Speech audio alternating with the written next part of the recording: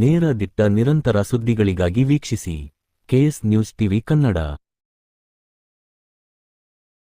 ವಿಜಯನಗರ ಜಿಲ್ಲೆ ಹರಪನಹಳ್ಳಿ ತಾಲೂಕಿನ ಅರಸೀಕೆರೆಯಲ್ಲಿ ಮಹಾನವಮಿ ದಸರಾ ಹಬ್ಬದಂದು ಬಾರಿಕರ ಮನೆಯಿಂದ 2 ಜೋಡೆತ್ತುಗಳು ಈ ಮೆರವಣಿಗೆಯಲ್ಲಿ ಪ್ರತಿವರ್ಷ ಪಾಲ್ಗೊಳ್ಳುತ್ತವೆ.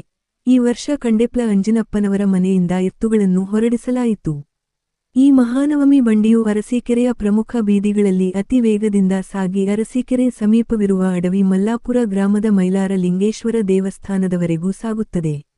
ಇದಕ್ಕೂ ಮುಂಚಿತವಾಗಿ ಮೈಲಾರ ಲಿಂಗೇಶ್ವರ ಮೂರ್ತಿಯನ್ನು ಅರಸೀಕೆರೆ ದೇವಸ್ಥಾನದಿಂದ ಅಡವಿ ಮಲ್ಲಾಪುರದ ದೇವಸ್ಥಾನದವರೆಗೂ ಪಲ್ಲಕ್ಕಿಯಲ್ಲಿ ಕೂರಿಸಿಕೊಂಡು ಸುಮಾರು 3 ಕಿ.ಮೀ.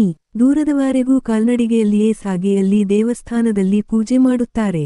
ನಂತರ ಈ ಜೋಡೆತ್ತುಗಳ ಮಹಾನವಮಿ ಬಂಡಿಯೂ ಸಾಗುತ್ತದೆ. ಪ್ರತಿವರ್ಷ ದಸರಾ ಹಬ್ಬದಲ್ಲಿ ಈ ಪದ್ಧತಿಯೂ ನಡೆಯುತ್ತದೆ. ಈ ಹಬ್ಬದಲ್ಲಿ ಪ್ರತಿದಿನವೂ ಪ್ರತಿ ಮನೆಯ ಹೆಣ್ಣು ಮಕ್ಕಳು ಬೆಳಗಿನ ಜಾವ ಊರಿನಿಂದ 1 ಕಿ.ಮೀ. ದೂರವಿರುವ ಬನ್ನಿ ಮರಕ್ಕೆ ಹೋಗಿ ಪೂಜೆ, ವ್ರತ ನೆರವೇರಿಸುತ್ತಾರೆ. ಈ ದಸರಾ ಹಬ್ಬದಲ್ಲಿನ 10 ದಿನಗಳ ಕಾಲ ಪ್ರತಿ ರಾತ್ರಿ ವೀರಣ್ಣ, ಕಾಳಮ್ಮ ದೇವರ ಮೂರ್ತಿಯನ್ನು ಪಲ್ಲಕ್ಕಿಯಲ್ಲಿ ಕೂರಿಸಿಕೊಂಡು ಮಠದ ಬೀದಿಯಲ್ಲಿ ಸಾಗುತ್ತದೆ. ಬೀದಿಯ ಪ್ರತಿ ಮನೆಯವರು ದೇವರಿಗೆ ಹೂ, ಹಣ್ಣು, ಕಾಯಿ ಮಾಡಿಸುತ್ತಾರೆ.